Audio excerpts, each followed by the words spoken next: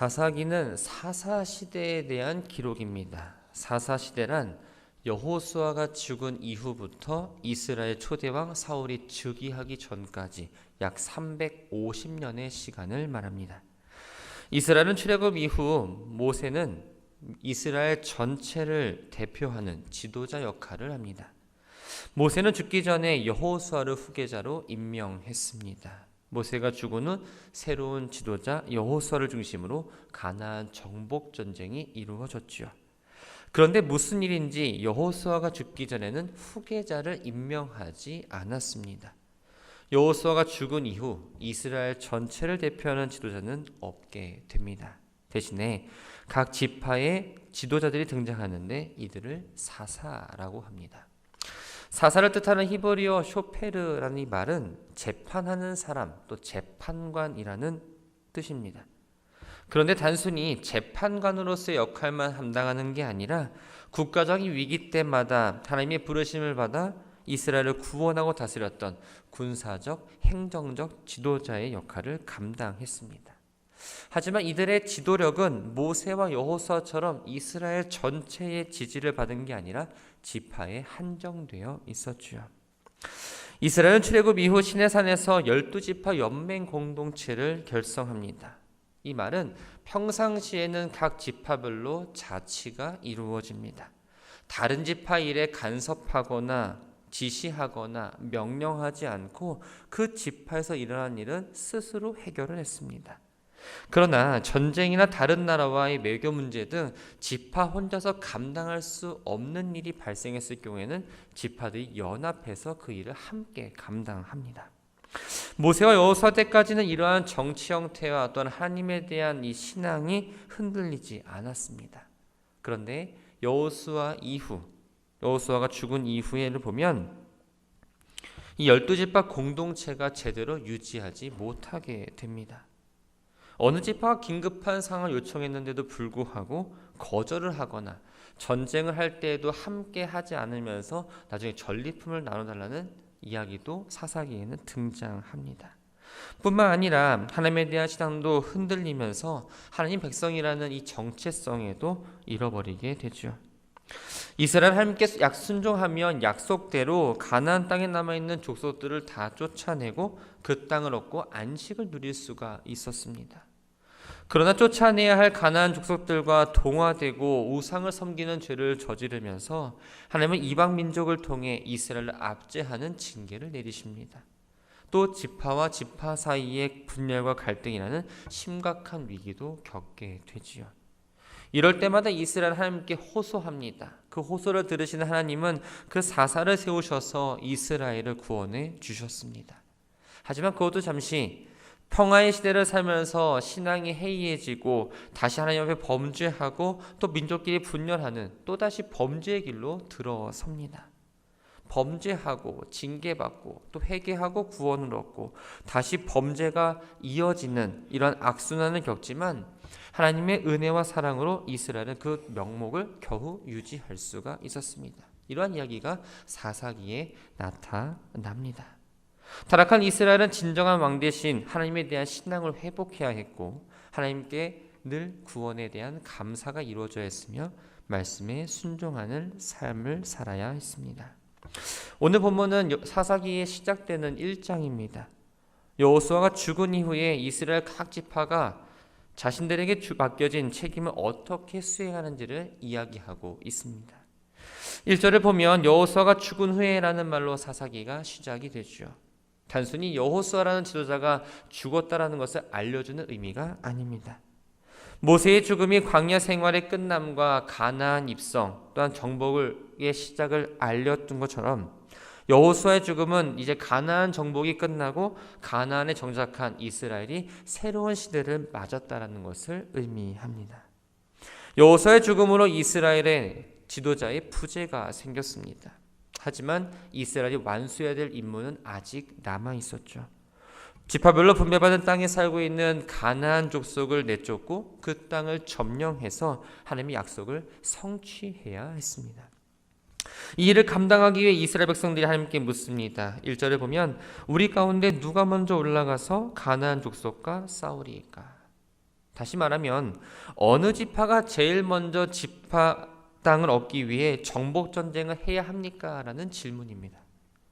각 지파별로 전쟁을 해야 되는 상황 가운데서 첫 번째로 출전한 지파가 승리하면 나머지 지파가 힘을 얻고 용기를 갖고 믿음을 얻을 수가 있었습니다. 반대로 첫 번째 지파가 실패를 하게 되면 나머지 지파의 사기에 영향을 미치기 때문에 첫 번째로 어느 지파가 싸웠냐가 참 중요한 문제였던 거죠. 하나님은 유다 지파가 올라가라고 응답하시면서 이미 정복되지 않은 땅을 유다 지파 손에 넘겨주었다고 말하면서 승리를 약속하십니다. 왜 하필이면 유다 지파였을까요? 수적으로도 제일 많고 강한 유다 지파를 통해서 여호수아의 부재로 인해 의기소침해 있는 이스라엘 백성들을 격려하고 자신감을 불러일으켜서 각 지파별로 받은 그 땅에 가나안 족속들을 멸하고 그 땅을 정복할 수 있다는 그 믿음을, 확신을 심어주기 위해서였습니다. 유다 지파는 시몬 지파에게 함께 가나안 족속과 싸우자라고 제안을 합니다. 그러면서 시므온 지파가 유다 지역에 남은 가나안 족속을 쫓아내는 일을 도와주면 우리 역시 너네가 속해 있는 땅에 있는 가나안 족속과 싸울 때 도와주겠다라고 약속을 합니다. 이러한 제안을 하게 된 두 가지 이유가 있는데, 첫 번째는 이 시므온 지파의 분배받은 땅이 유다 지파 남쪽 경계에 해당하는 지역에 포함되어 있어서 서로 힘을 합치는 게 유리했다고 생각을 했습니다. 두 번째는 이 유다 지파와 시므온 지파는 둘 다 혈통적으로 같은 어머니, 즉 레아의 후손이었기 때문에 가까웠던 거죠. 유다 지파가 출전을 했습니다. 베색이라는 곳에는 가나안 족속과 브릿 속에 살고 있었는데 그들을 물리칩니다. 또 이곳을 다스렸던 아도니 베색이 도망을 갑니다. 하지만 그를 사로잡아서 엄지손가락과 엄지발가락을 잘라버리는 잔인하게 처벌을 내리기도 합니다. 고대 왕의 역할 중 하나는 바로 전쟁을 수행하는 일입니다. 그런데 엄지손가락이 잘리게 되면 칼과 활과 창 등 무기를 들 수가 없게 됩니다. 또 엄지발가락을 잘리게 되면 걷는 게 불편해서 전투에 나가는 게 불가능해집니다. 이러한 형벌은 단순히 패배자에 대한 고문과 형벌이 아니라 왕으로서의 권위를 박탈하는 행동이었던 거죠. 아도니 베색은 과거 한두 명도 아닌 70명에 되는 왕들을 엄지손가락과 엄지발가락을 자를 정도로 아주 잔인하고 잔혹하고 또한 무자비하게 그들을 홀대했습니다. 그런데 이제는 자신이 그 처지가 되고 말았던 거죠. 유다 지파는 아도니 베색을 예루살렘까지 데리고 와서 죽이게 됩니다.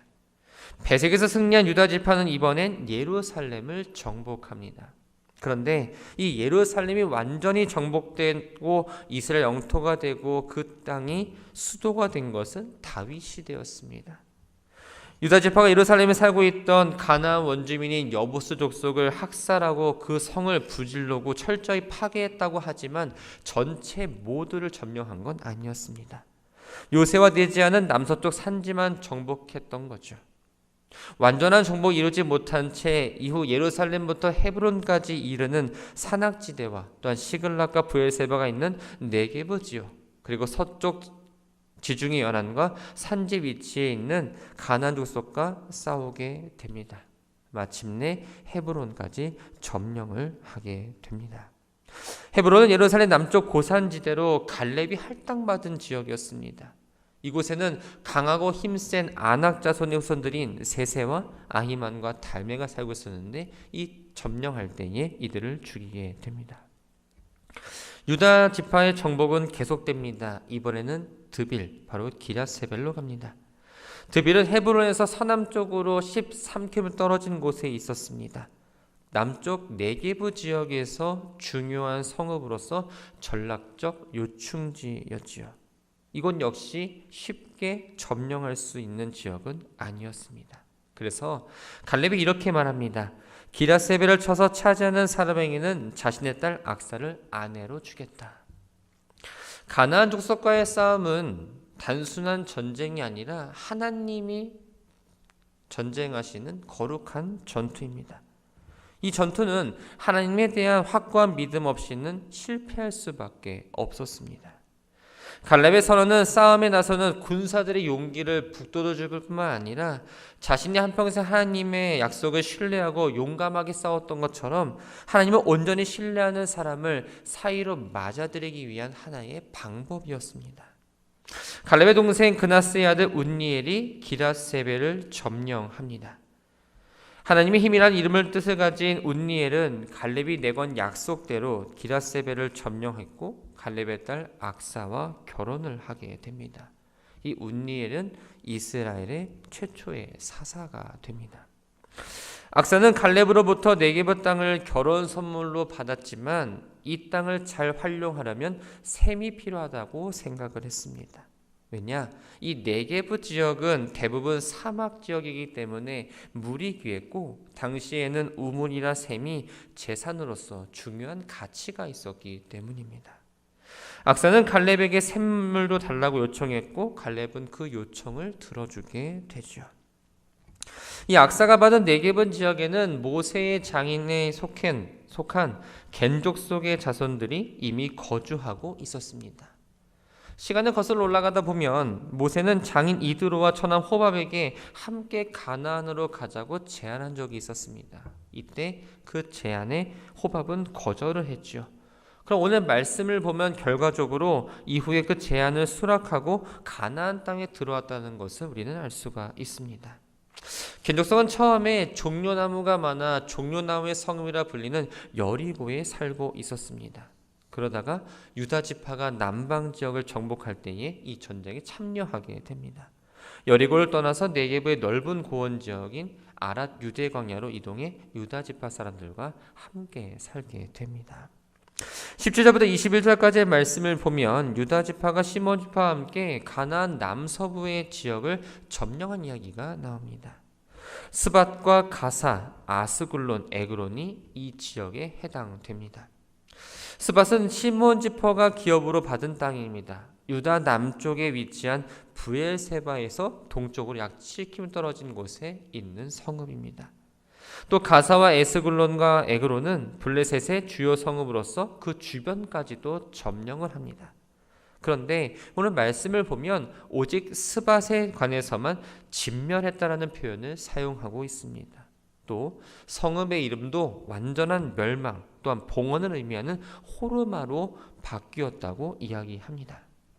호르마라고 이름을 바꾼 것은 가나안 백성을 진멸하라는 그 하나님 명령을 스밧에서 지켰고 또한 승리를 주신 하나님께 대한 감사하며 봉헌했다는 것을 의미합니다. 하나님께서 유다 지파와 함께 하셨습니다. 그래서 산지 주민들을 쫓아냈지만 19절 말씀을 보면 골짜기의 주민들은 철병거가 있으므로 쫓아내지 못했다라고 이야기합니다. 이 골짜기는 가파른 경사면의 좁은 계곡이 아니라 산과 산 사이에 낮고 평평하며 이 철병거도 쉽게 지나다닐 수 있고 농사도 지을 수 있는 넓은 땅을 말합니다. 유다 지파에게는 꼭 필요했고 반드시 정복해야 했던 땅이었죠. 당시 이스라엘이 출애굽하고 나서 가나안 정복 전쟁을 할 때는 청동기 시대에서 철기 시대로 넘어가는 때입니다. 철기로 된 무기를 갖고 있지 않았던 이스라엘로서는 이 철기로 만든 무기를 앞세운 골짜기 거민들을 대적하기가 쉽지 않았을 겁니다. 물론 당연히 그 무기를 보고 두려움에 떨만했죠. 하지만 가나안 족속을 쫓아내지 못한 진짜 이유는 이 철병거 때문이 아니었습니다. 갈렙은 여호수아 다음으로 2인자로서 누구보다 먼저 좋은 땅을 선점할 수 있었습니다. 그런데 오히려 다른 사람들이 두려워하고 있는 아낙 자손의 땅 헤브론을 달라고 이야기합니다. 이스라엘이 스스로 메뚜기라고 여겼을 만큼 두려움을 느끼게 한 이 거인 아낙 자손이 갈렙의 눈에 보였지만 하나님을 향한 그 변함없는 믿음과 그 용기를 가지고 가나안 족속들을 쫓아냈습니다. 앞서 말한 대로 하나님께서는 분명히 유다 지파와 함께 하셨습니다. 그렇다면 하나님의 능력이 부족한 것도 아니었고 하나님께서 이스라엘을 돕지 않은 것도 아니었습니다. 유다 지파가 하나님을 온전히 신뢰하지 못했기 때문에 바로 골짜기에 있는 거민들을 정복하지 못했던 겁니다. 유다 지파, 시몬 지파는 기업으로 받은 그 땅을 비교적 성공적으로 하나하나 점령합니다. 그러나 21절부터 36절까지의 말씀을 보면 요셉 지파가 베델을 점령한 것 빼고는 다른 지파들은 가나안 족속을 쫓아내지 못하고 그들과 함께 살아가고 있다는 것을 우리는 알 수가 있습니다. 먼저 비냐민 지파에 대해서 이야기합니다. 예루살렘 원주민이었던 여부스 사람들은 유다 지파로부터 분명 타격을 받았습니다. 하지만 상대적으로 군사력이 약한 이 베냐민 지파는 강하게 저항하는 여부스 사람들을 쫓아내지 못했습니다. 여부스 사람들은 예루살렘이 완전히 정복당하기까지 예루살렘 남동쪽 요새화된 그 지역에서 베냐민 지파와 살게 됩니다. 이번에 요셉 지파에 대해서 이야기합니다. 요셉 지파는 바로 에브라임 지파와 므낫세 지파를 가리킵니다. 이들은 베델을 정복하려고 했습니다. 베델, 하나님의 집이라는 뜻으로 야곱이 바단 아람으로 가던 도중 꿈에서 하나님을 만나 붙인 이름입니다. 이곳은 루스라고도 불렸는데 예루살렘에서 북쪽으로 약 20km 떨어져 있었으며 해발 1000m 정도 되는 고지대입니다. 베델을 정복하기 전 먼저 정탐꾼들을 보냈습니다. 그때 베델에서 한 사람이 나오는 것을 보게 됩니다. 정탐꾼들은 그 사람을 붙잡고 이렇게 이야기를 하죠. 성읍의 입구를 가르쳐주면 당신에게 호의를 베풀겠습니다. 이 고대의 성들은 외적의 침입을 막기 위해서 성문을 위장하거나 혹은 다른 방어벽을 쌓아서 성문을 보호했습니다. 그렇다고 해서 성문의 위치를 모를 정도는 아니었습니다. 본문에 말하는 성문의 입구란 바로 성문을 효과적으로 무너뜨리기 위해 침입할 수 있는 바로 비밀 통로를 말합니다. 베델에서 나온 사람은 정탐꾼의 제안을 받아들였고 요셉 지파 사람들은 베델을 점령하게 됩니다. 약속대로 성읍 입구를 알려준 사람들과 그 가족을 살려주었고, 그런데 이들은 헷사람의 땅 어느 지역으로 가서 성읍을 세우고 그곳의 이름을 루스라고 지우고 살게 됩니다. 사실 가나안 정복 전쟁을 하고 있는 이스라엘 백성들은 가나안 거주민에게 이러한 제안을 해서는 안 되었습니다. 언뜻 보면 정탐꾼들이 베델 성읍에서 나오고 있는 사람에게 성읍 입구를 알려달라고 부탁한 이 장면이 마치 가나안 초기 정복 당시 여리고 성을 정탐했을 때 라합에게 말한 것과 비슷해 보이지만 이 둘의 경우는 차이가 있습니다.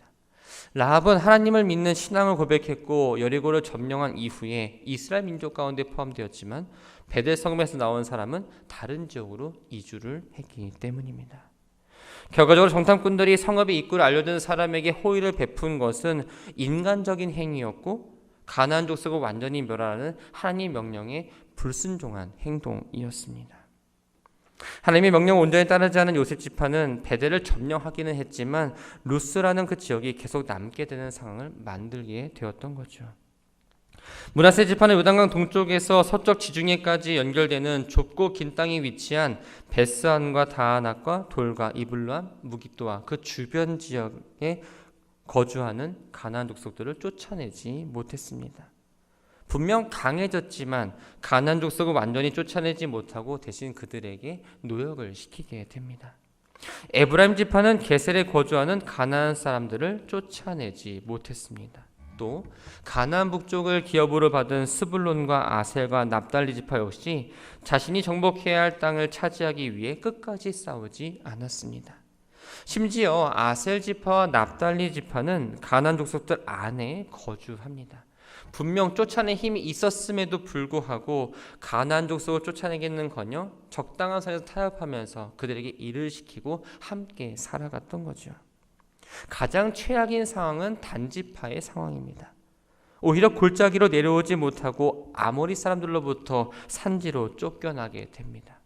이후 요셉 지파가 강해지자 아모리 사람들을 제압했고 이들이 노역을 하게 된 것으로 오늘의 말씀을 마무리하게 됩니다. 말씀을 정리합니다. 유다 지파는 하나님 명령에 따라 기업 내에 살고 있는 가나안 족속과 전쟁을 벌였습니다. 수많은 승리를 거두고 그들에게 주어진 기업 대부분을 차지하는 성과를 거두게 됩니다. 하지만 철병거를 가지고 있던 골짜기 거민들을 쫓아내지 못했습니다. 하나님께서 유다 지파와 함께 하셨고 능력 주셨고 했지만 유다 지파의 그 믿음 때문에 그 문제를 해결하지 못했던 거죠. 인간적으로 보면 유다 지파가 그랬다라는 것을 이해할 수는 있습니다. 그러나 하나님께서는 유다 지파가 먼저 정복 전쟁을 시작할 때 그들의 손에 넘겨주겠다라고 분명하게 약속하셨습니다. 그리고 가나안 정복 전쟁은 하나님께서 지으시는 거룩한 전쟁이기 때문에 지금까지의 상황을 보면 하나님을 믿기만 하면 승리가 따라왔다는 것을 본인들은 알고 있었습니다.